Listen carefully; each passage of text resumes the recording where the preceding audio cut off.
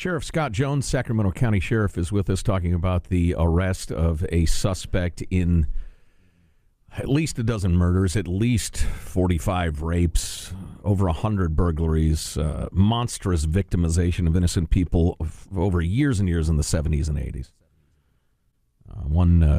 James Joseph D'Angelo, is that right? Joseph James. Yeah, Joseph James D'Angelo, age 72. Apprehended at his home. A wife there, grandkids, anything, or was he alone? Well, he was alone at the time of his arrest. Yeah. Does the wife live there? No, I believe he's either estranged or divorced. Okay. I'm not sure. But he had a wife and kids that I assume knew nothing about this. That is correct. Wow. We talked to family members who obviously were, as you would expect, quite shocked. Now, I know you're seeking, among other things, to tie him to other crimes, and that's a big part of this, but is it possible that this monster stopped committing crimes in the mid-'80s, roughly, and has not taken victims since then? And that's a great question, and a question we've asked ourselves, not since the arrest, but I mean throughout the course of the investigation, certainly the renewed investigation since 2016 is, especially serial rapists, it's something that they have to feel like they have to feed, and for someone to just stop is very unusual. So I guess it is possible to answer your question. Yeah, it's a compulsion. For a compulsion to go away is just. But it's very possible that he engaged in those crimes with a different MO that perhaps aren't linked to what we know about him. 40 years is a long time to change your practices, but it is possible. Maybe he. Who knows? It would be speculation. I've read about a couple of serial killers who got their jollies other ways. They just stopped. They had, like the BTK killer in Wichita, he had kids.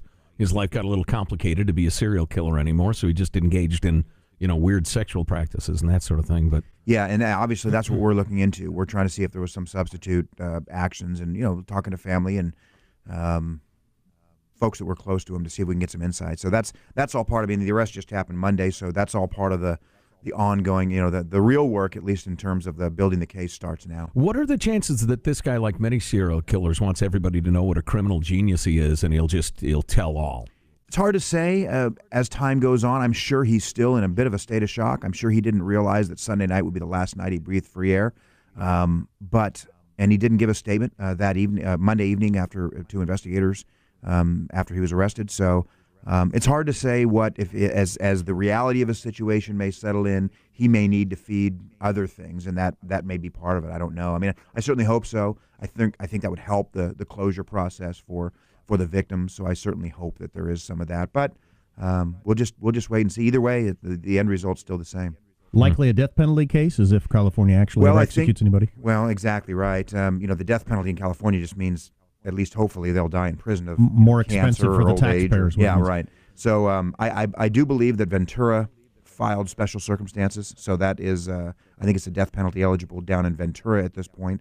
But it doesn't have to be, obviously, the special circumstances don't have to be filed with the murder charge. That could come later after deliberation by the DA's office. But let's face it, if he was 22, he'd never be executed in California. Right. So the fact that he's 72, I mean, it's moot. So yeah, exactly. It's really a distinction without a difference for a 72-year-old man. Have you met the guy? Met him. I've seen him. I was present for part of the interview the night of his arrest. Do you? I don't know what the protocol is. Do you have any interest in talking to him? I mean, can you wander over and talk to him just because you're kind of interested in what the guy's like or anything? Or do cops not do that? I have no idea. I certainly wouldn't want to give him any audience. I don't. Gotcha. He's got nothing that I need to hear, and plus, I don't want to mess up any of the investigation. So yeah, there's. I'd much rather talk to the victims and get kind of their stories and how their feelings rather than his. Well, kudos to everybody involved, including the Sac County DA, who really was one of the engines behind really working hard on this case. It was a hell of a good day for justice. It was. It was a very good day for justice. We got a long road, but let's hope things stay on track. Is there anything the public can, because he was given no signs for people who lived around him or anything like that? Well, where was he? Yeah, he was not yelling like a lunatic in his garage and that sort of thing. He's not the only guy doing to that. my neighborhood. Yeah, that's Citrus Heights. No, there are folks like that in every neighborhood. Sure. So we investigators, if they've talked to the neighbors, I'm unaware of the content of that. I've only seen what I've seen on the news, where the newscasters have interviewed the neighbors, and there appears to be typical story. I would have never expected. Right. Yeah. Right. So, well, but if you're a repeat murderer and rapist, you're good at keeping a low That's what profile. I was going to say. Yeah. The most effective serial killers are ones that are sociopathic, and they're able to be Right. a certain level of charming, or at least Right. assimilate. The ones that aren't, they just get caught. They don't become serial killers because Good point. they Right.